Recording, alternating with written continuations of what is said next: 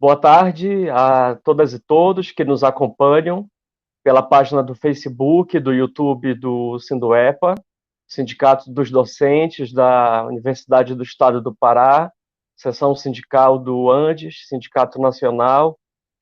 Essa live ela está dedicada para discutir as implicações do ensino remoto para a educação superior e o trabalho docente. Nós teremos a presença de uma debatedora e de um debatedor, né, uma professora e um professor experientes no assunto, a quem nós já agradecemos pela disponibilidade em participar desse diálogo com Eblin Farage, secretária-geral do Andes, Sindicato Nacional, e professora da UF, Universidade Federal Fluminense, e teremos a presença também do professor Higley Aragão, coordenador da rede Emancipa e professor da Unifespa, Universidade Federal do Sul e Sudeste do Pará. Muito obrigado, professora Eblin, professor Higley, pela presença nessa live. Eu já passo a palavra para vocês. Então, vou antes de hoje.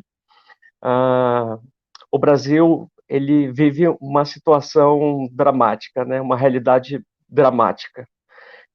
Segundo dados do consórcio dos veículos de imprensa, divulgados no dia de hoje, com atualização às 13 horas, o Brasil soma 1.643.539 casos confirmados de Covid-19 e 66.093 mortes.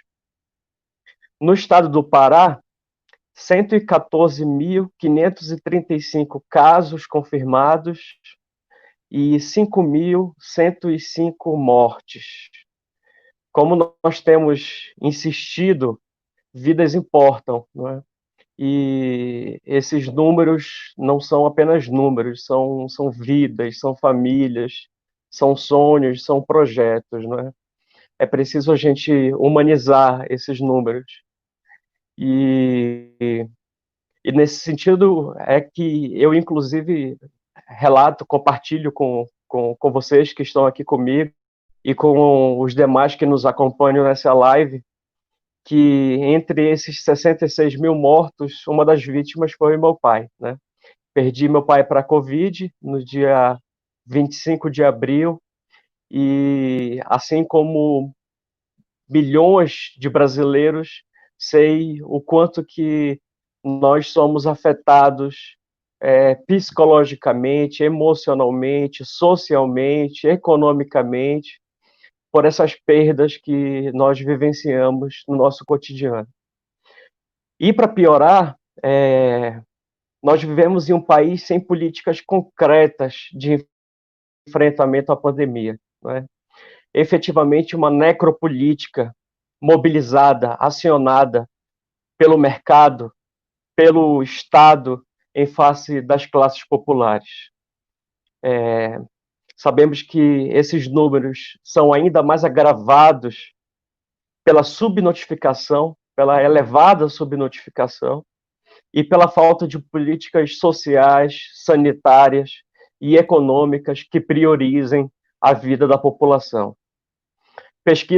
Uma pesquisa da Universidade Federal de Pelotas, por exemplo, estima que para cada caso confirmado de Covid-19 no Brasil, segundo os números oficiais, existem pelo menos 7 casos reais, 7 outros casos reais na população dos principais centros urbanos, né? E os casos,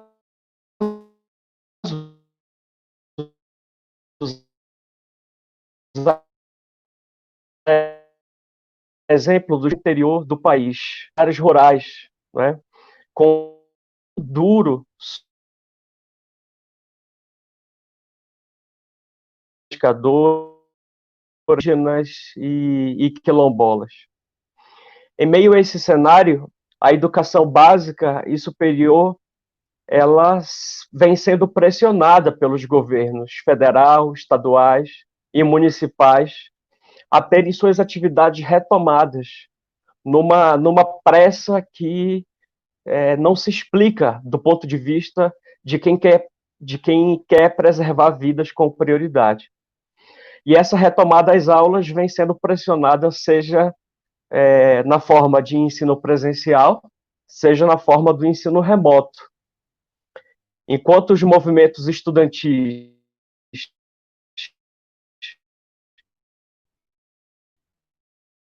e os de educação, né, como na própria UEPA, que aulas só depois da pandemia, há muita pressão em várias universidades, inclusive na nossa, para o retorno às aulas para os meses de julho e agosto.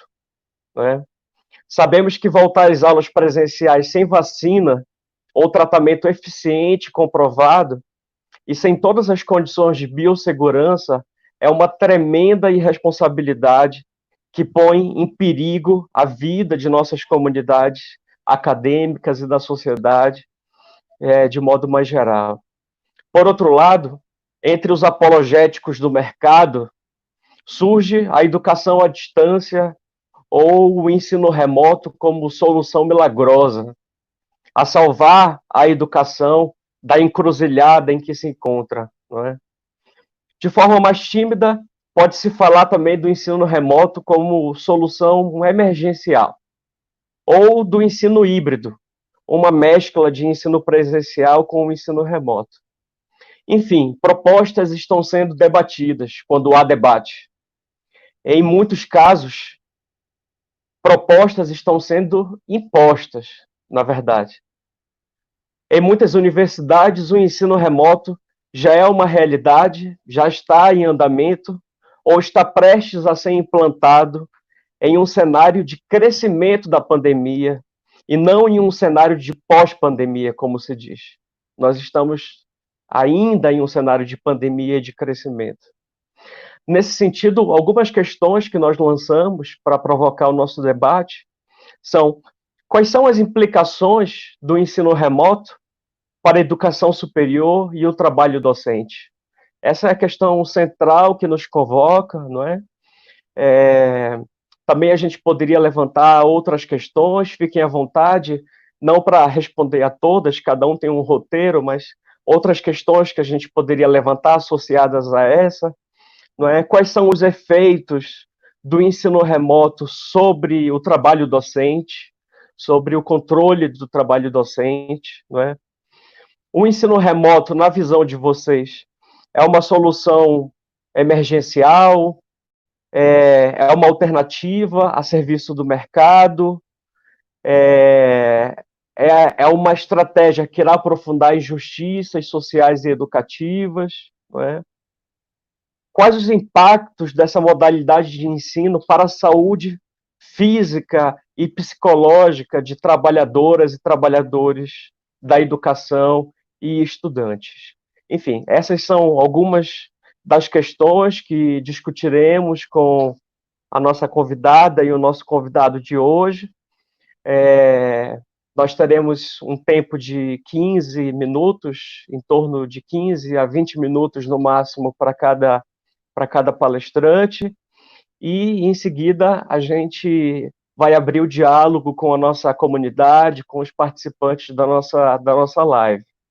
Então, mais uma vez, eu agradeço a presença da professora Eblin e do professor Higley, e imediatamente eu passo a palavra para a professora Eblin. É com você, querida. Então, boa tarde. Quero começar, então, primeiro me solidarizando com você, João, lamentando muito a perda do seu pai. Acho que você está vivendo aquilo que muitos brasileiros estão vivendo, que é a perda de alguém próximo e viver um luto sem poder muito materializar, né, essa perda, porque boa parte das pessoas sequer estão podendo sepultar os seus entes queridos, né? Então, de fato, me solidarizar a você, um abraço para você. Agradecer muito ao Sinduepa pelo convite de estar aqui dialogando com vocês. Para nós do Antissindicato Nacional é um prazer estar nessas lives, nesses debates. A gente está entendendo que é um momento importante de dialogar com a categoria, de colocar um pouco o acúmulo do sindicato. É um prazer enorme estar aqui com o Rigler, grande companheiro de militância, de luta, de construção desse sindicato nacional. Então, é um prazer mesmo estar aqui com vocês. Então, para a gente pensar um pouco nas implicações que nós temos do ensino remoto, tanto para o ensino superior quanto para o nosso trabalho docente, é importante que a gente tenha alguns elementos, né? Primeiro, que o Antissindicato Nacional tem feito debate hoje do trabalho do ensino remoto no contexto da pandemia, né? Isso, obviamente, nos coloca numa situação de analisar a possibilidade do ensino remoto em outras bases que são diferentes das bases que tradicionalmente nós analisamos esse tipo de ensino, né? Mas, ao analisar nessa conjuntura, a gente não deixa de considerar os eixos estruturantes que dão origem ao que hoje a gente vem chamando de ensino remoto. Então, é daí que eu quero partir. Por quê? Porque nos parece que é importante salientar que isso que estão querendo impor neste momento que nós consideramos que é um momento absolutamente excepcional, né? E que, portanto, nós não estamos nas nossas condições objetivas, subjetivas, ditas na normalidade, né? Então, nesse momento, estão querendo impor uma estratégia ou uma modalidade de ensino, da forma como queiram chamar, que ela tem lastro na construção política de um projeto de educação para o Brasil e para a América Latina. Então, para nós, esse é um marco importante. Por quê? Porque aquilo que hoje está se chamando de ensino remoto, ele tem vínculo e ele tem origem na chamada educação à distância, né? Que o sindicato já debate há pelo menos 30 anos. Então, não é nenhuma novidade ter como modalidade de ensino, né, essa perspectiva à distância, virtual, né? O que está sendo novidade aqui? Nessa conjuntura, absoluta aceitação da precarização daquilo que já deveria ser considerado para um momento excepcional ou para realidades específicas ou conjunturas específicas, que é a educação à distância, e que eles agora estão querendo colocar como se fosse uma norma, como se fosse a diretriz para o ensino nas instituições públicas de ensino superior, né? Então, primeiro, para nós é importante salientar o seguinte: a matriz do que hoje eles chamam e quando eu falo eles, os gestores ou o governo, né, chamam de ensino remoto, é a educação à distância. Que nós, inclusive, do Sindicato Nacional, não à toa, chamamos de ensino à distância. Por quê? Porque nós entendemos que a educação é algo mais complexo do que apenas a transmissão de um conhecimento. A educação ela é necessariamente dialógica, ela tem necessariamente interação, né? E para ela ser uma educação que contribua para o processo de elevação da consciência crítica, para o processo de emancipação dos sujeitos, é necessário que ela seja uma educação, de fato, construída de forma coletiva, dialógica, presencial, né?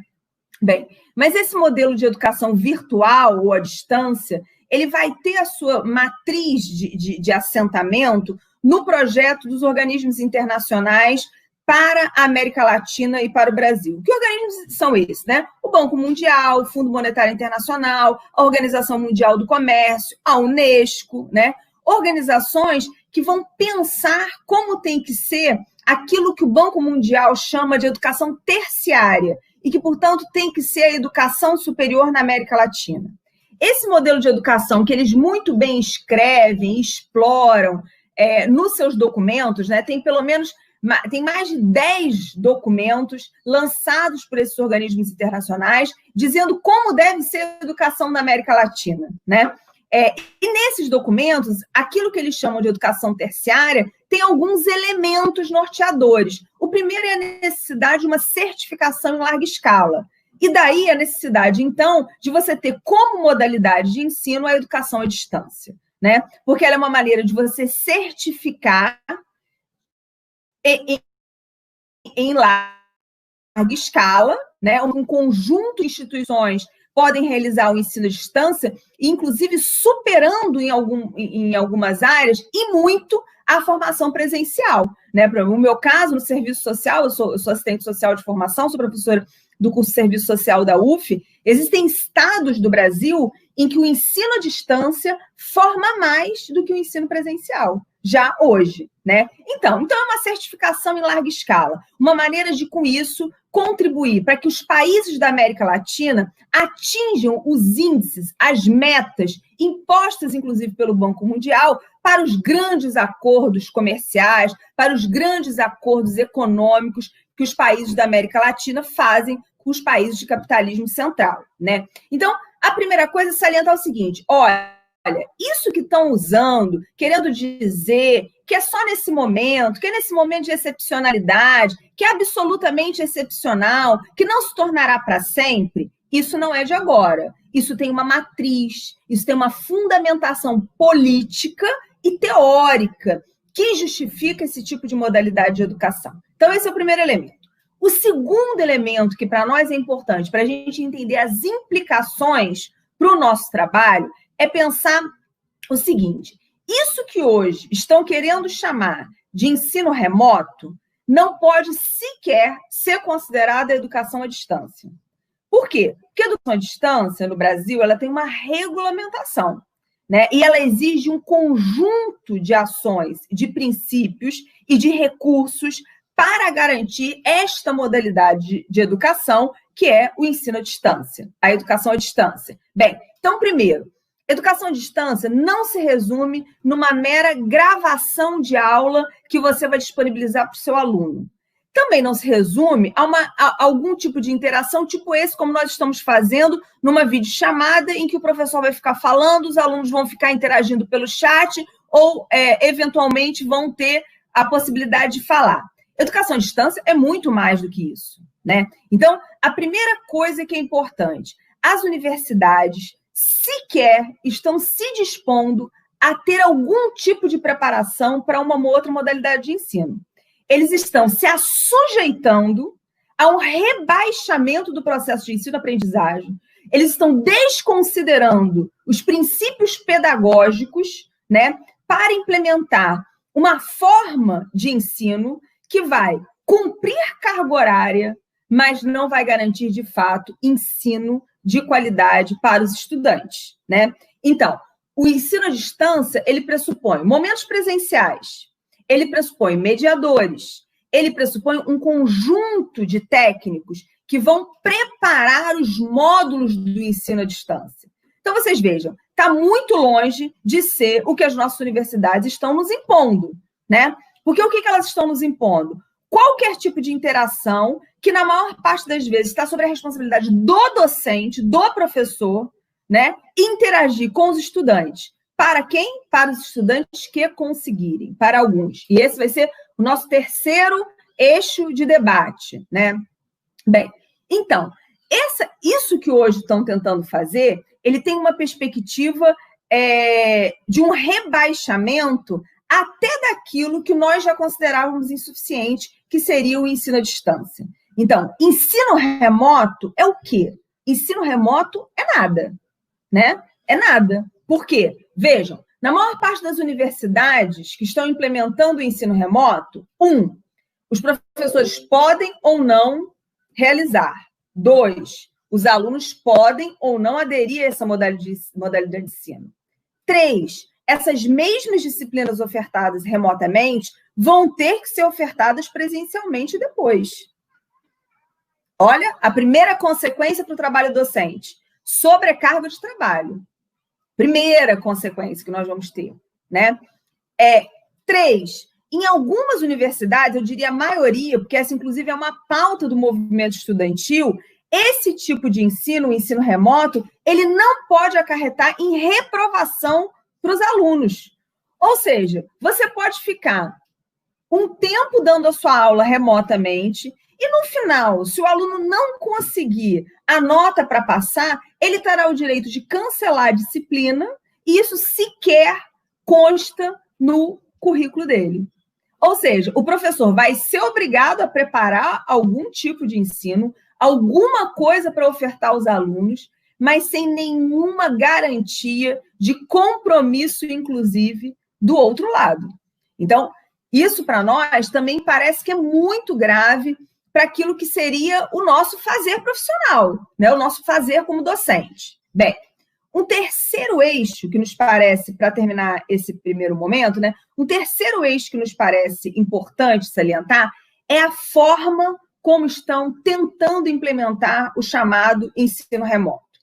Primeiro, sem nenhum diagnóstico prévio, ou com diagnósticos que nós consideramos insuficientes para aferir a realidade da comunidade acadêmica, tanto de docentes, quanto de discentes e quanto de técnicos administrativos. Uma parte das instituições fizeram questionários que não passaram pela construção coletiva. Foram questionários impostos pelas administrações, que muitas vezes induziam as respostas, e que o foco desses questionários era saber se o aluno e o professor têm ou não acesso à tecnologia da informação. Como se o ensino remoto, e na verdade para as instituições de ensino tem se reduzido a isso, se reduzisse ao mero acesso à tecnologia. Então, é assumir o rebaixamento do processo de ensino-aprendizagem, é destituir o cerne, o eixo, o fundante do processo de ensino-aprendizagem e tornar ele uma mera questão tecnológica. Segundo, esses questionários, na maior parte das instituições que aplicaram, não têm os seus resultados amplamente divulgados. Então, nós temos conhecimentos que, em algumas universidades, não chegam a 40% do corpo discente. Em algumas, não chega a 30%. E, ainda assim, as universidades vão impor o ensino remoto. Ou seja, fazem um diagnóstico precário que não reflete a realidade, manipulam os dados dessa realidade e inferem esse percentual que respondeu como se fosse o 100% do corpo discente. Então, isso para nós é grave demais, porque é dizer o seguinte, de saída, é dizer, este tipo de educação não será para todo mundo. Esse tipo de educação será para alguns. E, portanto, é assumir o papel excludente da universidade pública. E consideramos que esse pode ser um dos principais erros das nossas instituições de ensino dos últimos tempos. Por quê? Porque é retomar uma perspectiva elitizada da universidade. Bem, para nós interessa perguntar o seguinte, nesse terceiro eixo que deveria partir de um diagnóstico, partir de um questionário que fosse coletivamente construído, partir de respostas que fossem trabalhadas pela comunidade acadêmica, partir de debate amplo na comunidade acadêmica e de aprovação nas instâncias das universidades. Tem universidade pública que, a partir do dia 16 de março, instituiu o ensino remoto em substituição ao ensino presencial. 16 de março, eu não falei errada a data. Significa que na primeira quinzena de isolamento social, nem sequer o debate passou pelo Conselho Superior das Universidades. Ele foi uma imposição monocrática do gestor, portanto, autoritária.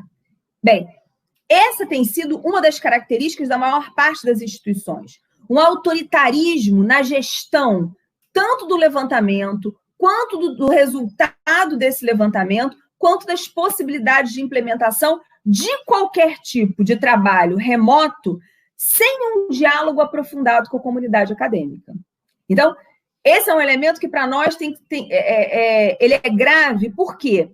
Porque ele enfoca o modus operandi das nossas instituições de ensino, para o qual uma boa parte dos nossos gestores já tem uma tendência, que é o autoritarismo, é a não escuta à comunidade acadêmica, é a não observância dos espaços deliberativos da universidade e que pode se tornar uma forma permanente de conduzir as instituições de ensino, né? E aí, para finalizar, é importante que a gente pense o seguinte: quem são esses 10, 20, 30, até 70% de discentes que sequer responderam ao questionário de levantamento social? Quem são esses? Será que são os estudantes de periferia? Será que são os estudantes quilombolas? Será que são os estudantes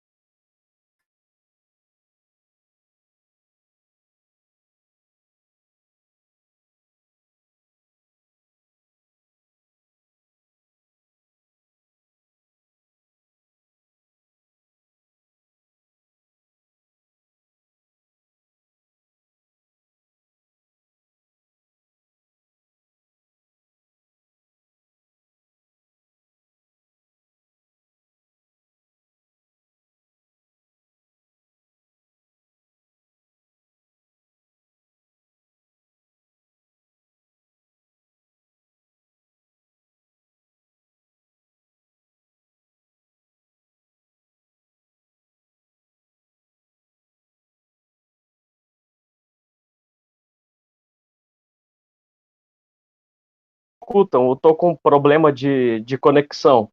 Quer dizer, mais um exemplo do quanto que a universalização desse modelo, né, do ensino remoto expõe as fragilidades.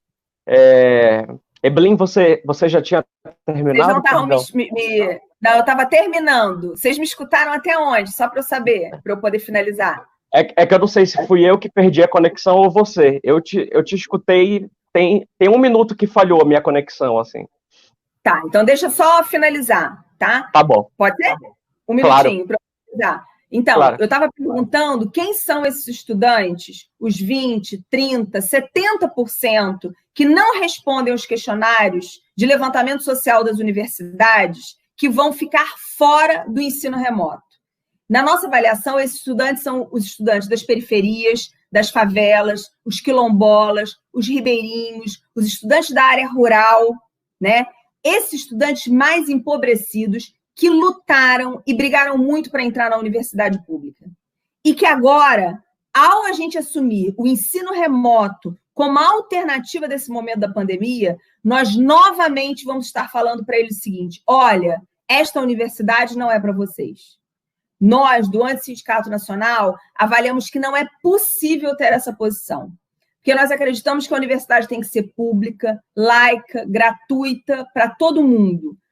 Antimachista, antirracista, anticapacitista, anti-LGBTfóbica, e para isso todos e todas têm que estar dentro dela. Então, para nós, se algum segmento fica fora, o ensino remoto não vale. E por isso nós somos tão taxativamente contrários à substituição do ensino presencial pelo ensino remoto. Mas achamos que temos que pensar formas de dialogar com os nossos discentes nesse momento. E essas formas têm que ser construídas coletivamente e não de forma autoritária, como a maior parte das gestões estão fazendo. Nós também repudiamos as formas autoritárias que algumas universidades estão impondo o ensino remoto, agravando a condição de professores e sendo mais um elemento de exclusão da sociedade já tão desigual, tão pautada na lógica do capitalismo, que gera e cada vez mais aprofunda a desigualdade. É isso. Desculpa aí a questão técnica.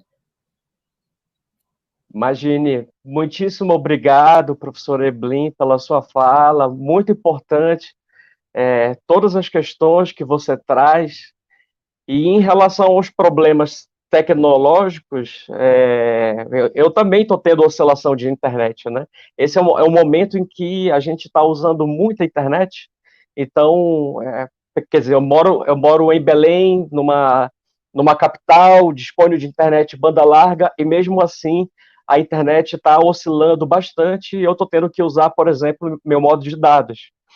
E aí, quando você traz a realidade dos estudantes e também dos professores que moram, sobretudo, nos municípios menores, próximos às zonas rurais, os estudantes de periferia, os estudantes quilombolas, indígenas, ribeirinhos, essas condições tecnológicas elas nos preocupam muito, que tem a ver com o acesso, né, ao ensino. Mas como você bem colocou, as preocupações com o ensino remoto vão muito além apenas do acesso à tecnologia, né? Isso é fundamental, porque se o estudante e o professor não conseguirem acessar e acessar com qualidade, não vai haver comunicação. E educação não existe sem comunicação, né? Mas outras dimensões também problemáticas do ensino remoto foram muito bem exploradas por você, assim. É fato que há uma absoluta aceitação e normalização desse modelo de ensino, que isso se articula com uma pressão do mercado, que o que hoje se apresenta como solução emergencial pode, na verdade, se configurar com uma proposta de mais longo prazo, como uma tentativa de implementação de um modelo tecnocrático de ensino a serviço do mercado e não a serviço dos interesses da classe trabalhadora, o rebaixamento da qualidade do processo de ensino-aprendizagem, isso deve nos preocupar também, e todas as consequências para o trabalho docente, como a sobrecarga de trabalho, a perda da autonomia do trabalho do professor, a exposição da nossa imagem, aquilo que o Bolsonaro vivia estimulando que os alunos gravassem os seus professores, agora nós teremos todas as nossas imagens gravadas e vão circular livremente, sem que a gente possa ter o direito de optar se a nossa imagem ela pode ou não circular, não é? Então, muito obrigado por trazer tantas reflexões para esse nosso momento de diálogo. Você falou também sobre diagnósticos que estão sendo feitos em muitas instituições, diagnósticos mal elaborados, de forma precária. E eu queria dizer que, em face disso, o Sinduepa resolveu fazer a sua própria consulta. Nós analisamos alguns formulários que estavam circulando na instituição e vimos uma ausência de algumas questões que nos pareciam fundamentais, não é? Como, por exemplo, a da questão das condições psicológicas e emocionais para trabalhar nesse tempo de pandemia e não de pós-pandemia. Não se perguntava sobre isso em alguns questionários que nós tivemos que responder. Então, nós elaboramos uma consulta, essa consulta ela ainda está aberta para a nossa comunidade, e eu aproveito esse momento agora para divulgá-la. Vou pedir que o professor Emerson coloque o link, ou que as nossas diretoras e diretores do Sinduepa também nos ajudem a colocar o link no Facebook e no YouTube.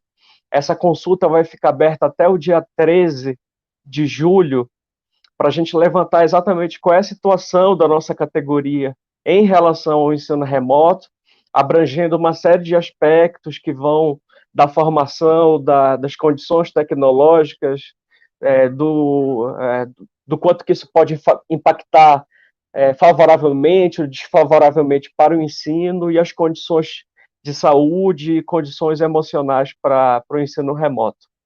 Então, até o dia 13/7, a nossa consulta do Sinduepa.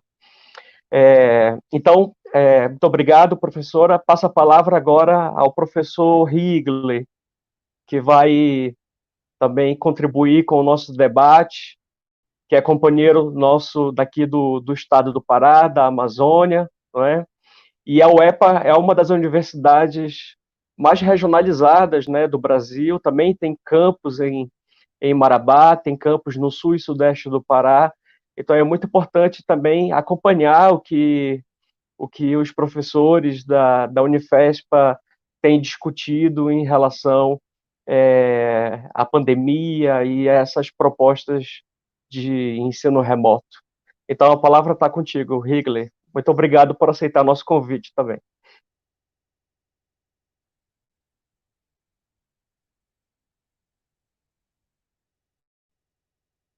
Eu não te escuto, acho que tem que ligar seu microfone. Sim, eu esqueci o microfone fechado. Bem, gente, Obrigado. boa tarde a todos e todas.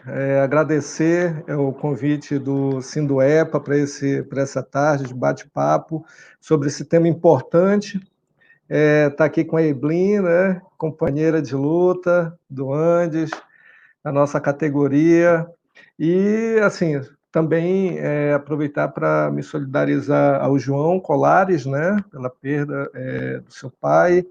E, assim, é o contexto que nós estamos vivenciando, né? Muitos professores e professoras estão nesse cenário. Muitos adoeceram, tiveram que cuidar dos filhos, maridos, esposas, cuidar de familiares que adoeceram, cuidar da segurança da família, se cuidar e, ao mesmo tempo, se manter, né, com as atividades mínimas das universidades. Esse é um debate que, inclusive, nós fizemos ontem na Unifespa. Ontem nós realizamos uma assembleia para debater justamente o trabalho remoto, porque existe uma minuta circulando de uma resolução que vai para o CONCEP, se eu não me engano, para ser votado na quinta-feira, em regime de urgência. Assim, questão de menos de 8 dias, saiu uma resolução que já vai para a reunião do CONCEP, e as pessoas estão debatendo, muitas críticas, mas assim, a forma de cima para baixo que está sendo colocado o ensino remoto, né? E, assim, o professor é que vai arcar, o professor e a professora que vão arcar com mais essa, eu diria, estratégia tática de precarização e aprofundamento, né? Então, assim, é um cenário muito difícil, né? Nós da Unifespa, a nossa sede da Unifespa é em Marabá, e nós temos os campi fora de sede, que é em Santana do Araguaia, Xinguara, São Félix do Xingu e Rondon do Pará, né? Então, a nossa realidade é a realidade da universidade do interior do estado, né? Do interior da Amazônia, localizada no sul e sudeste do Pará. Bem, a primeira coisa que a gente pensou, assim, foi uma das coisas bem levantadas no nosso debate na Unifespa, foi a questão da pressão que existe dos setores econômicos para chegar a uma dita normalidade, né? A gente está vendo aí que prefeitos e governadores começaram a flexibilizar os serviços, a abertura dos serviços não essenciais, e a educação pública, as redes municipais, estaduais e as universidades estão sendo pressionadas, de uma certa forma, a voltar com as suas atividades e contribuir nesse cenário de normalidade que se tenta passar, e de atividade econômica que tem o interesse de render mais, de lucrar, de reduzir as perdas que tiveram, que estão tendo durante a pandemia. Então, a educação também ela sofre essa pressão. Então, as pessoas têm uma imagem de que a universidade está parada. E a gente tem que dizer que a universidade nunca esteve parada. Mesmo nessa pandemia, as aulas foram suspensas, o calendário letivo foi suspenso, mas muitos professores e professoras estão na linha de frente, nos hospitais universitários, estão realizando pesquisas, não somente na área da saúde, diretamente para uma vacina ou para um medicamento que combata a Covid-19, mas no campo econômico, social, educacional, que estão desenvolvendo pesquisas e tentando conhecer a realidade nesse período da pandemia, as suas consequências pós-pandemia, os agravamentos. A gente sabe que é um período que a pandemia ela expressou mais com força, com maior vigor a exclusão social, né? Quem é preto, pobre, e as mulheres foram os setores que mais sentiram a desigualdade nesse período de pandemia, a exclusão social, as dificuldades, as pessoas, o povo trabalhador, informal, desempregado, está indo para a rua, não deixou de ir para a rua porque precisava se alimentar. Então, a pandemia expressa de forma bastante clara isso. E o ensino remoto, a gente se pergunta a quem serve? Porque ela é reproduzir a exclusão social.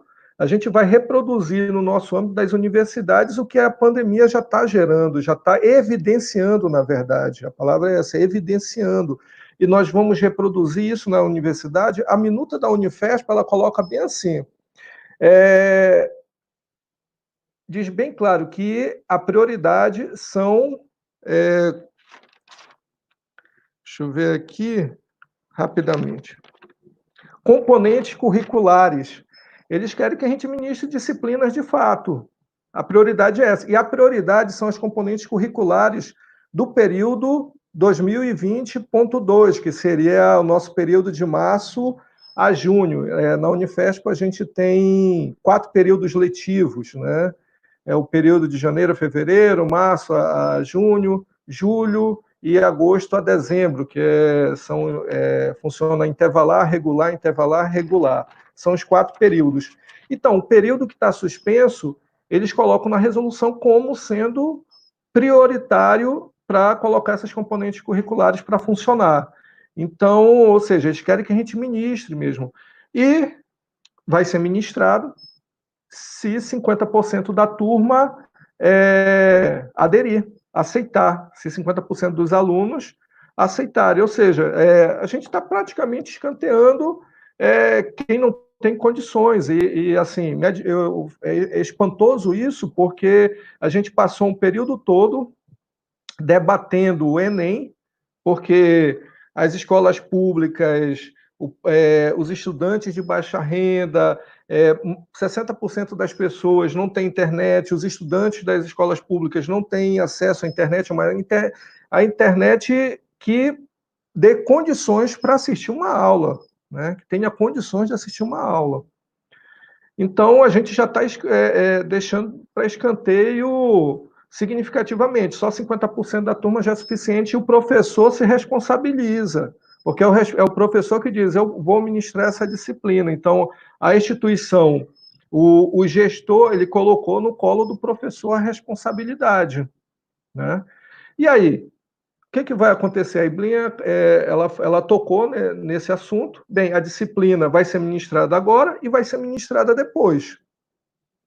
E qual é o sentido de você ministrar 2 vezes a mesma disciplina? Para 50%, pelo menos, né? 50% da turma e depois, mais tarde, para mais os 50% restantes da turma. Qual é o sentido disso?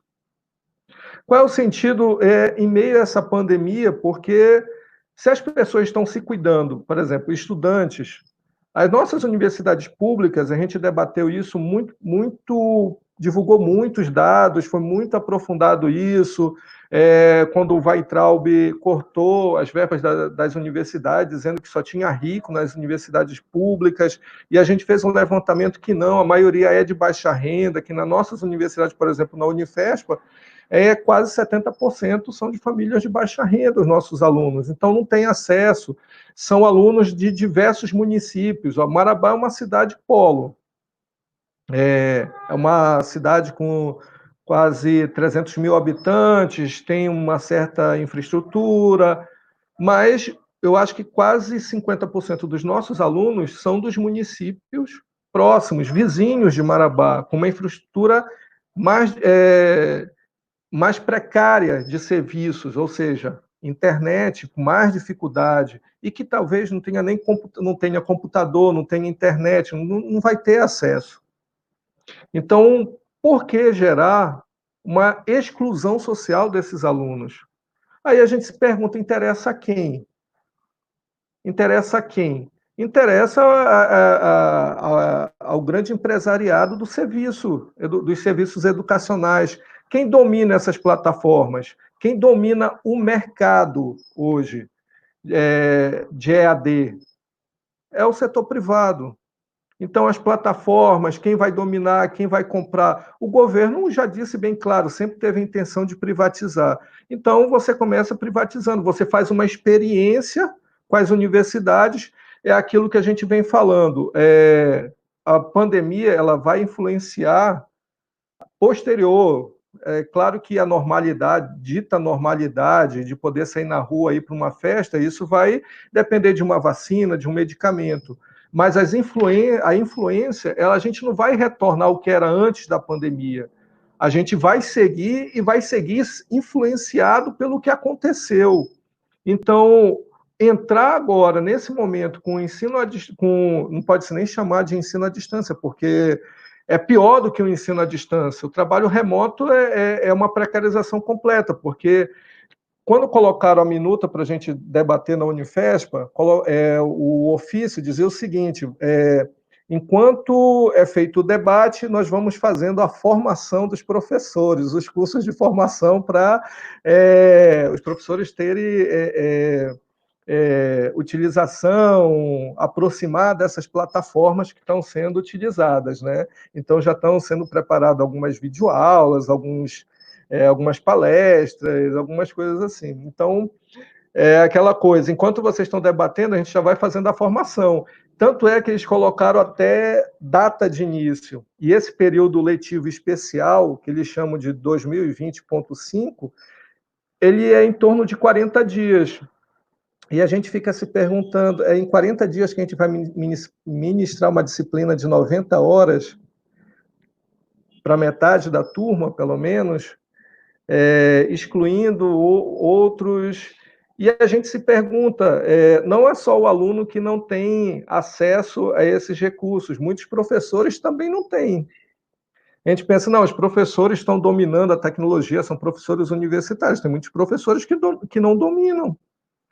E aí a gente vai parar para pensar nesse trabalho remoto, que ele é uma precarização, uma intensificação do nosso trabalho. Como eu falei para vocês, os professores não estão parados, eles estão fazendo pesquisas, pararam a sala de aula, o ensino presencial.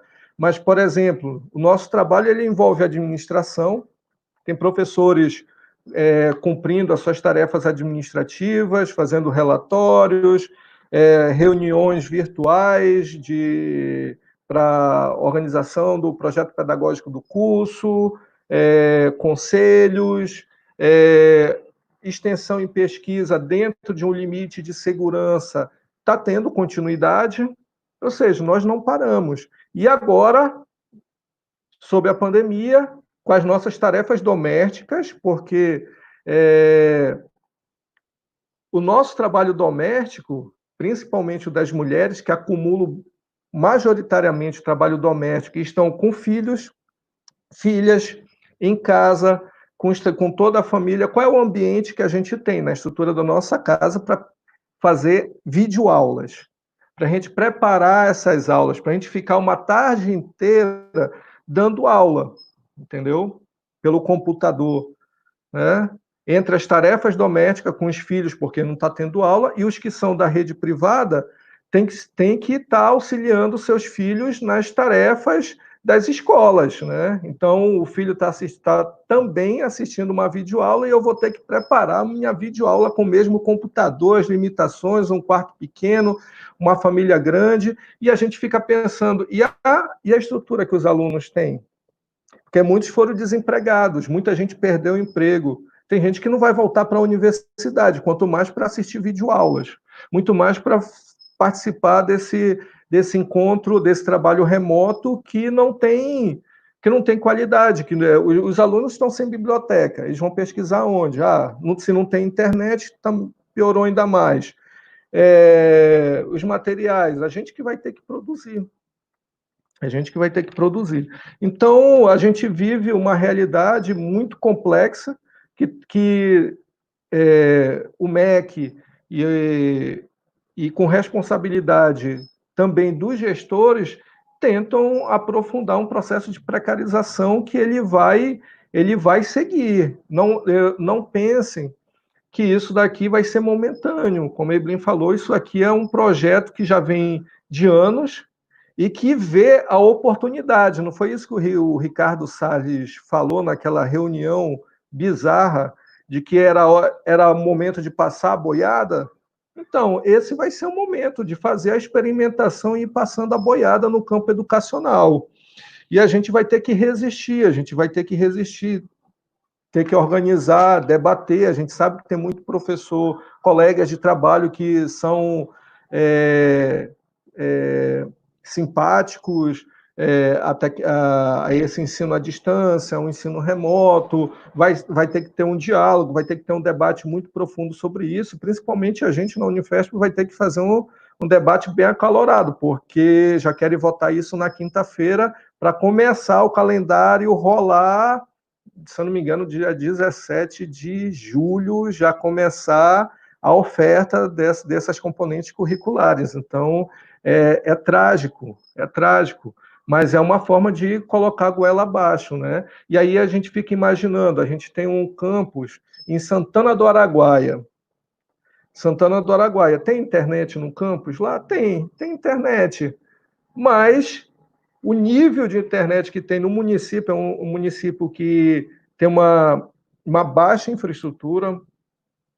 A Unifespa é numa escola municipal cedida da prefeitura, cedida pela prefeitura, com recursos, com uma internet que é o nível da qualidade do município, e a maioria dos alunos não tem acesso à internet.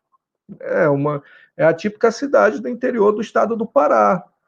Fica ali na fronteira com Mato Grosso, com uma série de dificuldades, com uma evasão enorme de alunos do ensino presencial. Então, a evasão, ela só vai, se você coloca isso, você só vai espantar ainda mais os alunos, que com a dificuldade toda, desemprego, doença, perda de familiares, não vai retornar. E principalmente para os professores, né, que vão ter a sua carga horária, porque o trabalho home office, você vai intensificar a sua jornada de trabalho em casa, ou seja, os insumos, energia, computador, internet. Se eu não tenho uma internet boa em casa, eu vou ter que pagar um pacote melhor, né? Eu vou ter que consumir mais energia, ou seja, a minha casa vai ser extensão do meu trabalho. Professor já é reconhecido que leva trabalho para casa, né? Para corrigir no final de semana, elaborar aula. Agora, pensa nisso, agora tendo que fazer do seu quarto a sala de aula. Então, é o que a gente chama de precarização, intensificação e um aumento da exploração cada vez maior. Então, eu acho que já acabou meu tempo, né? Concluindo, e aí a gente vai para os debates, né? Articular essas ideias, lancei aqui muitas coisas, e assim, um pouco do que a gente está pensando na Unifesp, do que a gente acumulou na Assembleia de ontem. É isso, obrigado. Muito obrigado, professor Higler. Agradeço tanto a você quanto a professora Evelyn pela solidariedade e aproveito também para me solidarizar, não é, com todos os professores, técnicos, estudantes, familiares, não só da UEPA, mas de todas as universidades do Brasil e todos os brasileiros e brasileiras que têm vivido perdas e momentos muito difíceis, né? Em meio a todo esse cenário em que a gente tem que se preocupar com a vida, com a nossa saúde física e emocional, ainda vem tantas pressões do mercado e mobilizadas por essas necropolíticas, porque são políticas de morte, políticas genocidas, né? O professor Higler traz elementos muito importantes para a discussão. Eu te agradeço, Higler, por dizer que as universidades não estão paradas nesse momento, que nós não estamos parados nesse momento, né? Que é o ensino que foi paralisado por uma questão de garantia da vida da população, para evitar a expansão do contágio do coronavírus, né? Mas isso não significa que nós estamos parados.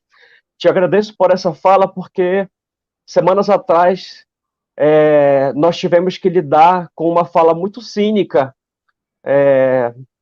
de que os professores estão recebendo sem fazer nada. Ou seja, nós estamos parados em casa, curtindo nossas férias, não é? E recebendo os nossos salários. Aliás, aqui no estado do Pará, os professores, tanto da educação básica quanto da educação superior, no caso da UEPA, no governo estadual, nós fomos colocados de férias em plena pandemia. Então, vejam que insensibilidade há por parte desses governantes, né? Não apenas dizem que nós não estamos fazendo nada, como dizem que nós estamos recebendo para não fazer nada, e nos retiram um direito que é um direito constitucional, que é o direito das férias. E o que a gente está fazendo nessas férias, né? Nessas supostas férias? Nós estamos trabalhando de maneira intensa, né? E trabalhando de forma adoecida.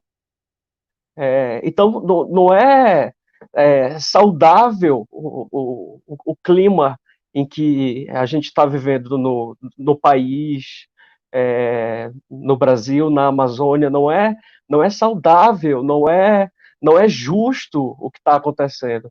É um ataque violento, de fato, à classe trabalhadora, à classe docente, aos técnicos, aos estudantes, né? Então, obrigado por dizer isso, por dizer que nós estamos trabalhando e muito nesse período, fazendo pesquisa, fazendo pareceres, orientando trabalhos, participando de lives, participando de reuniões, planejando a volta ao ensino, mas com condições que garantam qualidade a esse ensino e não realmente um modelo rebaixado de ensino que não possibilite que esse ensino se articule aos outros dois tripés da universidade, que são a pesquisa e a extensão, né? E você diz algo que é muito importante também, você diz, os gestores têm colocado no colo do professor a responsabilidade. E nós conhecemos essa estratégia, né? Porque significa aumentar o medo do professor. Quando o gestor faz isso, o professor se sente pressionado, e aí ele diz, bom, se eu não aderir, o meu colega ali ao lado vai aderir ao ensino presencial, ao ensino remoto. Então eu posso sofrer represálias, não é? É nesse sentido que é muito importante, pessoal, a todos que nos escutam, a todas que nos escutam, que as nossas decisões sejam deliberadas de forma autônoma e colegiada pela nossa categoria, que nós possamos fortalecer os nossos espaços de assembleia e os nossos espaços de deliberação do movimento docente, que nós estejamos juntos à categoria dos técnicos administrativos, à categoria dos estudantes, ao DCE, aos centros acadêmicos, para pensarmos juntos sobre como sair dessa encruzilhada sem optar por caminhos que vão adoecer ainda mais o professor, os estudantes e os técnicos, e que vão precarizar as condições de ensino e trabalho, né? E você tem toda a razão, Higley, quando você coloca que, além de precarizar e intensificar o trabalho docente, um outro problema do ensino remoto é também o repasse de custos aos professores e estudantes, não é? Realmente, grande parte dos nossos alunos, e eu diria uma parte significativa dos professores, usa a internet com modo de dados, que é a internet que eu estou usando agora, porque resolveu falhar a minha banda larga daqui de casa, não é? Boa parte dos nossos estudantes dispõe de plano pré-pago, né? Em que tem já aquele acesso às redes sociais, mas que não garante um pacote de dados para assistir uma aula online, que é uma aula que exige muito mais é, dados, né? Então, quem é que vai pagar por isso, né? Outra coisa que você levanta, a falta de ambiente nas nossas casas para dar aulas presenciais, assim. Aliás, para dar aulas à distância. De fato, assim, ontem nós estávamos numa reunião do Sinduepa e eu estava aqui onde eu estou, que é o meu quarto, e a minha companheira, que é professora universitária também, estava numa reunião na universidade que ela trabalha, estava tendo interferência dos dois lados, eu tive que ir para a sala, na sala a televisão estava ligada, porque meu filho estava lá, no outro quarto a minha filha estava lá, também estudando, não é? E eu falei, gente, só me resta ficar na cozinha. Então, realmente, nós não temos condições para fazer esse home office. São poucos os professores que dispõem dessas condições, né? Então, vamos pensar com calma sobre essas condições tecnológicas, técnicas de formação, ambientes de trabalho. Vamos pensar sobre as implicações políticas sobre o trabalho docente, né? E vamos debater coletivamente nos nossos espaços sindicais e vamos exigir respeito das gestões superiores em relação às deliberações dos espaços sindicais. Nós não estamos brincando de fazer sindicato. Os estudantes não brincam de fazer movimento estudantil. Os técnicos não brincam de fazer movimento sindical. Nós estamos na defesa dos direitos, não só dos direitos das nossas categorias. Nós estamos na luta pela defesa do direito à educação de qualidade socialmente referenciada, democrática, gratuita e de qualidade para todos e todas. Então fica esse recado aos gestores e às gestoras das nossas instituições. Nos respeitem. Bom, a gente vai passar agora para o segundo momento da nossa live, já finalizando, que que nós temos vários comentários e algumas perguntas, né? Boa parte dos comentários, grande parte, aliás, quase todos, parabenizando a professora Eblin, ao professor Rigler, pelas considerações, agradecendo também ao Sinduepa por mais esse espaço de diálogo, e temos algumas perguntas aqui, né? Por exemplo, o Wilson Cohen, ele coloca que uma alternativa que está sendo usada na UEPA, ele não diz qual é o campus, mas que está sendo discutida aula remota, porém, alunos que não têm acesso à internet indo para a universidade para usar os computadores. Olha só, aliás, essa informação chegou até o sindicato nos últimos dias e nós estamos em diálogo com a coordenação do campus para discutir essa situação, porque exigir que os estudantes vão até a universidade para usar a internet, para assistir a aula na modalidade remota, isso é um problemão, né? Isso coloca em risco a saúde dos estudantes, da equipe técnica e dos professores. Quais são o Renan Freitas pergunta, quais são as possibilidades de interlocução com os estudantes das universidades em tempos de pandemia? Acho que vocês comentaram um pouco isso, mas talvez pudessem aprofundar em que medida essas deliberações das universidades têm sido tomadas escutando o movimento docente e discente e técnico, né? Ou não. São medidas realmente impostas, colocadas de cima para baixo, e que implicações isso tem para afetar a democracia das nossas universidades, né? A Gorete Procópio pergunta como que os docentes devem proceder diante dessa pressão para manter o ensino remoto. Então, como é que a gente pode se fortalecer, né, enquanto categoria, para barrar essa estratégia que se apresenta como solução milagrosa, mesmo não sendo. A Lai Chaves, ela diz: sou discente de ciências sociais.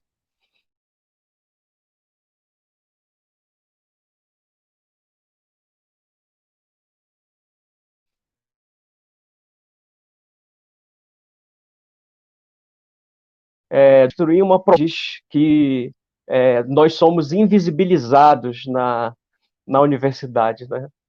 E tem a ver com o que o Higler colocou também aqui, né? A pandemia, ela aprofundou um processo de exclusão social e educacional, não é? Sobretudo entre aqueles que já eram excluídos. Então, a classe trabalhadora, a população pobre, preta, mulheres, indígenas, quilombolas, ribeirinhos, não é? E no caso da universidade, são os nossos estudantes que já se encontravam em situação mais precarizada, que vão se precarizar ainda mais com o ensino remoto. Então, se vocês pudessem comentar um pouquinho sobre essa questão.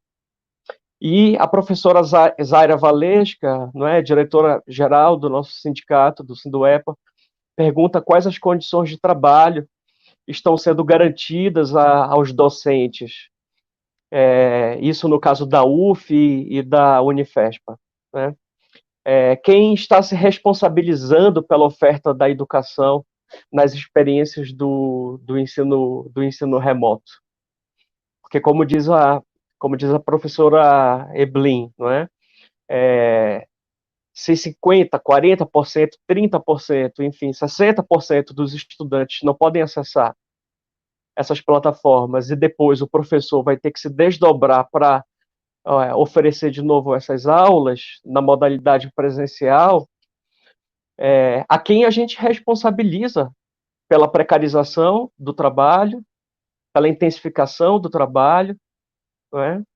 E como é que a gente pode se fortalecer de fato, não é, para evitar que essas experiências de formação tão precarizadas elas passem nas nossas instituições.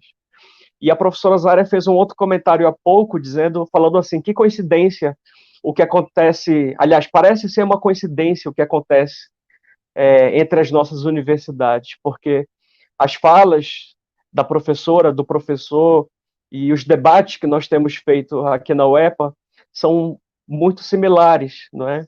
E depois ela diz, não são coincidências, na verdade é um projeto, né?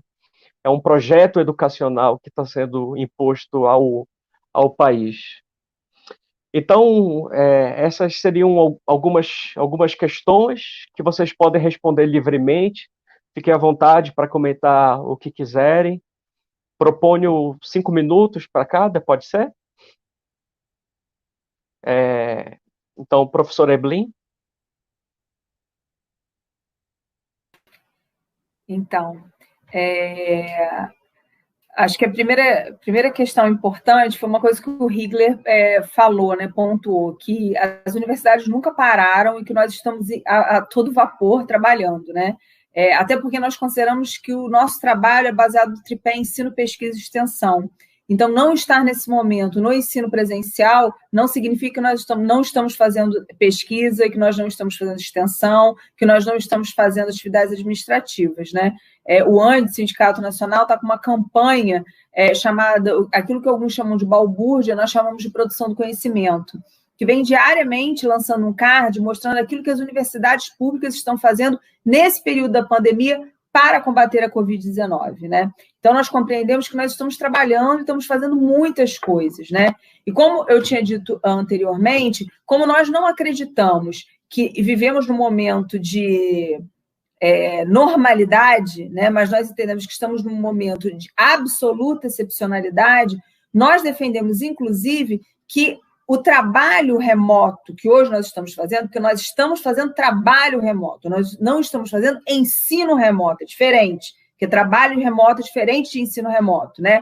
O trabalho remoto que nós estamos fazendo, ele não pode ser uma mera transposição do presencial para o remoto, até porque nós não temos as condições objetivas e subjetivas para isso, né? E uma boa parte daquilo que nós realizamos presencialmente, elas necessitam de interações, de pesquisa, de levantamentos, que nem sempre, de forma remota, é possível fazer. Mas, ainda assim, nós estamos fazendo um conjunto de atividades, né? Alguém colocou aí no site. Nós estamos escrevendo artigo, nós estamos produzindo relatórios, alguns continuam com pesquisa, alguns continuam com a sua extensão redimensionada, continuamos com orientações, enfim, então um conjunto de ações que nós estamos fazendo. Nós entendemos que a tarefa central agora da universidade pública é estabelecer relações tanto com a comunidade acadêmica, discentes, técnicos administrativos, professores terceirizados, como estão os terceirizados das nossas universidades, né?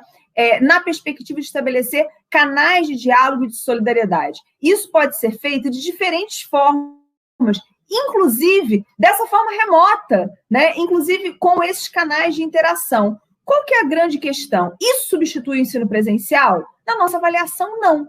Então, nós podemos dialogar com os nossos alunos para passar um vídeo, para passar uma poesia, para fazer uma reflexão, uma live, um debate. Agora, isso é a substituição daquele conteúdo das matérias obrigatórias? Nós entendemos que não, né? Que é um rebaixamento, inclusive que o governo está permitindo, da própria, em alguns cursos, da conclusão de apenas 75% do estágio.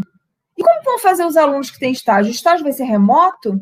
É possível o estágio remoto? Nós entendemos que não. Então, a formação dos alunos vai estar capenga, né? Então, para nós, é muito importante que a gente centre no debate. Aí as universidades vão dizer o seguinte, como elas estão fazendo de forma autoritária, na maioria, né, nós temos pouco conhecimento de universidades que estão fazendo isso muito democraticamente. Posso contar na metade dos dedos de uma mão só. Aquelas que estão ainda estabelecendo algum canal de diálogo com a comunidade acadêmica. Muitas se negam a dialogar com o sindicato. Várias gestões estão alegando o seguinte, ensino não é debate de sindicato. Como assim ensino não é o debate de sindicato dos professores? Né? Então, algumas estão se negando a dialogar com as nossas seções sindicais. Né? Então, isso já mostra um caráter absolutamente autoritário dessa imposição desse ensino remoto. Né? A maior parte desses projetos, eles não têm a perspectiva da inclusão do interior, como dos campos interiorizados das nossas universidades, né? Elas não têm como a garantia nem do acesso tecnológico, né? Então, que seria o mínimo do mínimo. Alguns segmentos da nossa comunidade discente não tem como ter acesso. Por exemplo, nós temos turmas completas só de comunidade indígena. Como que esses alunos indígenas vão fazer? Né? Então, aceitar hoje o ensino remoto em substituição, e vejam só a gravidade do que eu estou falando, em substituição presencial, significa que o que nós faremos agora servirá para os alunos concluírem a universidade de forma remota. É isso que nós somos contra. Nós não somos contra a gente realizar atividades com os alunos, fazer atividades de extensão online, fazer debates. Nós somos contra garantir que alguns alunos se formem antes de outros, porque a universidade pública será mais um elemento de aprofundamento da desigualdade. E será o aprofundamento da desigualdade justamente para aqueles segmentos que já foram historicamente pauperizados e excluídos da universidade pública. Então, é isso que nós estamos falando. Não é interação com os alunos, não é o diálogo, não é a não realização de atividades. Nós podemos fazer isso tudo. Agora, isso tudo é para contar nota? Isso tudo é para computar carga horária? Para poder fechar o curso e os alunos se formarem também virtualmente, né? A gente se pergunta o seguinte, para que essa pressa? Acho que essa é a pergunta central. Por que a pressa? Por que agora a pressa não é de salvar vidas? Por que a pressa é de fingir que nós estamos numa normalidade e tentar garantir que os alunos, de qualquer forma, se formem online? Para ir trabalhar onde? Qual é a justificativa? Para que mercado de trabalho? Para esse que está em crise? Entende? Então, assim, não tem justificativa que seja compreensível para entender por que esse aligeiramento, essa pressa das instituições de ensino. Então, na nossa avaliação, a motivação central é o quê? Estabelecer, nesse período de pandemia, algo que eles pretendem que seja, posteriormente, a regra. Né? Nós fizemos uma reunião com o governo agora, na sexta-feira, uma reunião online com o Ministério da Economia, e uma das frases do subsecretário de não sei lá o quê, que fez a reunião com a gente é: mesmo quando acabar a pandemia, manteremos uma parte do funcionalismo público de forma remota, porque isso economiza para o governo, gente. Então, o que a gente tem que ficar muito atento? Talvez sucumbir a esta pressão neste momento vai fazer justamente o jogo dos privatistas, o jogo da política do capital para a educação, e nós promoveremos a maior desestruturação do ensino presencial público da nossa história. É disso que nós estamos falando. O que está em jogo? O que está em jogo hoje é o amanhã. Porque hoje a única coisa que está em jogo é a vida das pessoas. E ou nós fazemos ações para preservar as vidas, ou nada mais hoje tem sentido. Então é necessário que a gente hoje preserve vida. E a gente hoje pense no amanhã. Qual o amanhã que a gente quer? Universidades estruturadas no ensino à distância? Que as nossas universidades públicas voltem a ser elitizadas? Que a gente expulse das nossas universidades as populações mais pauperizadas desse país? É isso que nós queremos hoje? É esse o recado social que a universidade pública vai passar para a sociedade? Né? Então, para finalizar, eu sempre venho questionando o seguinte: a gente sabe como é que estão os nossos trabalhadores terceirizados? Se eles estão com salário em dia, se as empresas terceirizadas não cortaram os benefícios. Porque imagina, se o governo cortou o nosso, vocês imaginem as empresas terceirizadas que já tinham de praxe pagar de 3 em 3 meses os trabalhadores. Né? Então, nós temos muita coisa para fazer dentro das nossas universidades hoje, que não passa por integralizar currículo de alunos. Isso nos parece fundamental. Nós não temos condições e não podemos aceitar que isso é uma gripezinha, que nós estamos no estágio de normalidade e que o mais importante é salvar a economia. O mais importante é salvar vidas. E a universidade pode, sim, dar esse recado. Obrigado, professora. Como diz aqui a professora Sueli Pinheiro nos comentários, não é? Que a prioridade é salvar vidas, então é nisso que nós temos que concentrar esforços. A gente vai precisar finalizar a live em 15 minutos, então não vamos ter um segundo bloco de perguntas. Se você quiser ainda mais 1 ou 2 minutos para considerações finais, fique. Tá, então vou só me despedir. Primeiro, agradecer mais uma vez ao convite. Foi um prazer, João, um prazer, Rigler, estar aqui, um prazer estar aqui com os companheiros e companheiras do Sinduepa, falar que o Antissindicato Nacional está à disposição e que a gente sabe que essa luta não é uma luta fácil, porque, inclusive, uma parte da nossa categoria, como muito bem disse o João, está com medo. Né? Uma parte da nossa categoria tem medo de perder o salário, uma parte da nossa categoria está amedrontada, até porque não é de menos, né? Esse governo é um terror, né? É o pior da nossa história, possivelmente, né? Dentro das liberdades democráticas. Então, de fato, nos apavora e, de fato, nos deixa com medo. Por isso, as nossas saídas, nesse momento, mais do que nunca, têm que ser coletivas. E nós não podemos fazer hoje nada sem pensar no amanhã, porque o governo está o tempo todo pensando em como reestruturar as políticas públicas e sociais, e ele, por várias vezes, já disse isso, como muito bem lembrou, inclusive, o Rigler, né? É isso que eles querem, passar a boiada. Então, o nosso papel central nesse momento é não deixar passar a boiada na educação, é não permitir que o projeto, que a necropolítica desse governo, que o projeto genocida do capital seja um projeto de desestruturação ainda maior das universidades públicas, né? E a gente vai resistir a isso de forma coletiva. Nesse momento, defender a vida, desejar saúde para todo mundo e falar que é possível que a gente crie um novo normal, mas esse novo normal, quem sabe a gente não tem a oportunidade de criar um novo normal que não tenha nada a ver com o nosso antigo normal. Isso passa por enfrentar o capitalismo, isso passa por enfrentar esse projeto de genocida de sociedade, né? Isso passa por reconstruir as nossas relações sociais em outras bases, negando a injustiça e a desigualdade como forma natural de conduzir as relações. Acho que nós estamos tendo a oportunidade disso, né? Então, acho que esse momento também serve para a gente reafirmar que sociedade a gente quer construir. É essa capitalista? Acho que não. Até porque o nosso projeto de educação para todos e todas é incompatível com o projeto do capital. Obrigada, João. Eu que agradeço. Em nome do Sindoepa, nós agradecemos à professora Eblin e ao Andes pela presença nesse nosso debate. Eu vou passar a palavra ao Rigler, que vai ter entre 5 a 7 minutos para responder as perguntas, dialogar com elas, e aí você aproveita e faz suas considerações finais também, professor Rigler. Oi, João.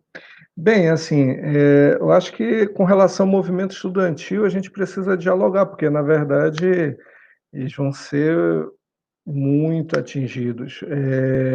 Eu estava imaginando aqui, a gente tem um curso de educação do campo, né, que 100% do curso são formados por camponeses e filhos de camponeses. Esses estudantes, eles não estão na cidade, não tem internet, não tem o acesso a um computador quando chega na universidade ou na escola pública que eles conseguem ter um acesso lá no campo. Eles não vão ser consultados, eles não vão ser. A universidade não quer dialogar com eles, para ser sincero, é isso. A universidade não quer dialogar com eles. Os indígenas, os quilombolas, eles não vão participar desse debate, porque o ritmo que as coisas estão sendo implementadas ontem aparece a minuta, hoje tu faz o debate, amanhã tu já tenta aprovar no conselho, é assim. E os próprios professores, muitos, não estão a par, sinceramente não estão a par, não tem informação, não sabe por onde está passando. Algumas faculdades estão fazendo reuniões para debater, alguns institutos da Unifespa, mas é muito difícil. E isso está sendo colocado assim, no colo dos professores. Resolvam, se vocês querem dar aula, é como se a gente resolva se vocês querem trabalhar na pandemia, como se não estivéssemos trabalhando, né? Então, acho que a tática é tentar articular esse coletivo. A Eblin falou muito bem, é um governo terrorista com a educação. Agora a gente está aí já há alguns dias sem ministro da educação, porque o último que passou praticamente era um destruidor, colocar dessa forma. E a perspectiva é que agora cada vez mais coloque gente que não vem para construir, na verdade vem para demarcar uma posição privatista e que a universidade pública ela atenta contra esse governo, né? Tipo assim, se eles quiserem, como eles classificam, como eles falam da educação pública, as universidades é como se fosse uma estrutura de oposição ao governo negacionista. Então, defender a ciência, defender a democracia são coisas que estão no nosso dia a dia, no nosso cotidiano, que a gente tem que dar todo o tempo, colocar no centro do nosso debate. É um processo que retrocedeu, né? Em vez de a gente estar avançando, a gente tem que demarcar posições do que é fundamental, do que é alicerce para qualquer sociedade se desenvolver: democracia, ciência, educação de qualidade, universidade pública gratuita. Tudo isso tem que ser reafirmado, entendeu? Porque está em xeque. O governo quer destruir esses alicerces, quer destruir esses eixos.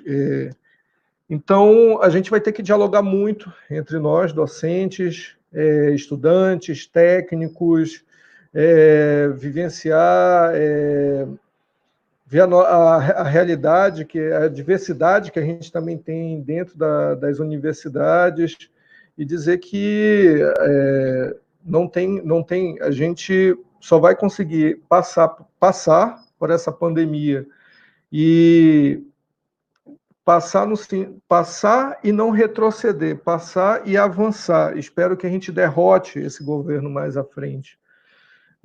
Então, politicamente, não tem. Hoje a saída é a gente entrar na política, é a gente se organizar no sindicato, colocar o sindicato na frente das mobilizações e dizer que o sindicato debate todos esses temas, ele está envolvido em tudo que a universidade com as suas finalidades, princípios. O sindicato ele está dentro, ele é formado por docentes, então Ele não pode tapar, não pode passar, não pode ser um sindicato só de problemas trabalhistas, de questões trabalhistas. Não, nós somos um sindicato que vai estar na linha de frente da política universitária, da assistência, debatendo o ensino, a pesquisa, a extensão, que ensino a gente quer, que pesquisa, para que serve.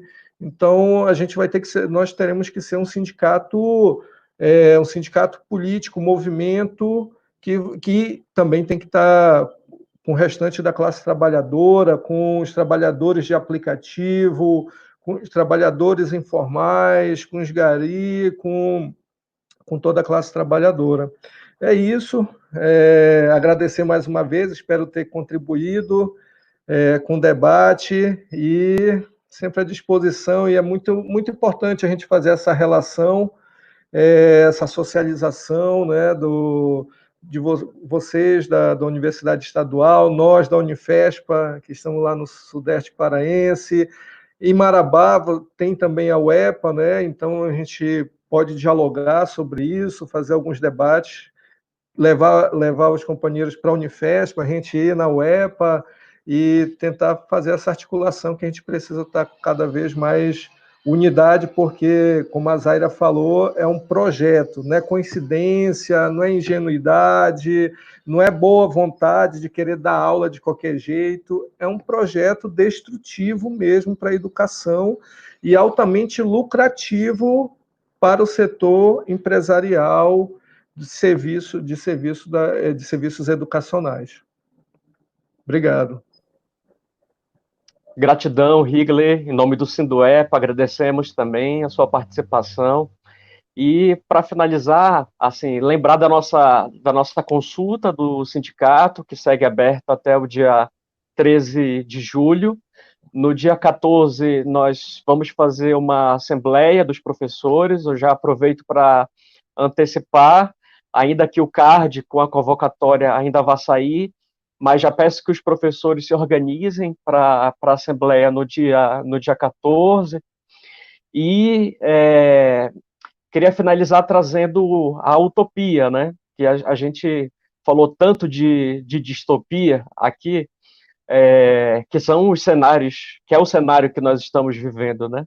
É um cenário de destruição, um cenário de necropolítica, um cenário de genocídio, um cenário de destruição de direitos.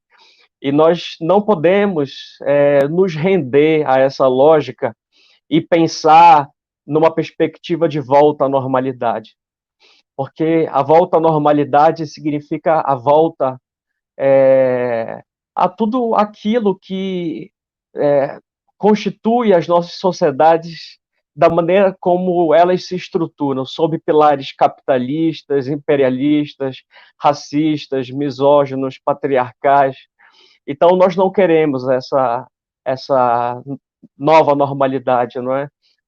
Eu prefiro falar no inédito viável, como Paulo Freire dizia em suas obras, não é? Então, eu, particularmente, ao invés de pensar no novo normal, prefiro falar no inédito viável. Então, que a gente não se renda e tenha a capacidade de sonhar e de imaginar esse outro futuro. Mas, para isso, o momento de lutar é agora. E essa luta, como bem frisaram a professora Eblin e o professor Higley, essa luta se faz urgente, necessária, e essa luta tem que ser articulada para que ela seja forte. Eu vou finalizar com um poema conhecido, nesse espírito de luta, é um poema do Mário Benedetti, Não Te Rendas, muitos conhecem. Não te rendas, ainda é tempo de alcançar e começar de novo, aceitar tuas sombras, enterrar teus medos, liberar o lastro, retomar o voo. Não te rendas, que a vida é isso, continuar a viagem, perseguir teus sonhos, destravar o tempo, correr os escombros e destapar o céu. Não te rendas, por favor, não cedas. Ainda que o frio queime, ainda que o medo morda, ainda que o sol se esconda e se calhe o vento, ainda há fogo em tua alma, ainda há vida em teus sonhos. Porque a vida é tua e teu também o desejo, porque o tens desejado e porque te quero, porque existe o vinho e o amor, é certo, porque não há feridas que não cure o tempo. Abrir as portas, tirar as trancas, abandonar as muralhas que te protegeram, viver a vida e aceitar o desafio, recuperar o riso, ensaiar um canto, baixar a guarda e estender as mãos, despregar as asas e tentar de novo, celebrar a vida e retomar os céus. Não te rendas, por favor, não cedas, ainda que o frio queime, ainda que o medo morda, ainda que o sol se ponha e se calhe o vento, ainda há fogo em tua alma, ainda há vida em teus sonhos, porque cada dia é um começo novo, porque essa é a hora e o melhor momento, porque não estás sozinho, porque eu te amo. Então, que com essa mensagem de luta, de esperança, de resistência, de não rendição, nós possamos seguir, classe trabalhadora, juventude, unificados na luta pela educação pública, de qualidade socialmente referenciada, gratuita, laica, democrática e efetivamente para todos e para todos. O Sinduepa agradece a participação de todas e todos e mais esse momento de diálogos e seguiremos juntos na luta contra todas as formas de opressão e pensando e projetando e construindo um inédito viável em que a justiça social e a solidariedade sejam os nossos horizontes e não essa sociedade baseada na opressão, na violência e na morte. Não te rendas, vamos seguir a luta. Muito obrigado.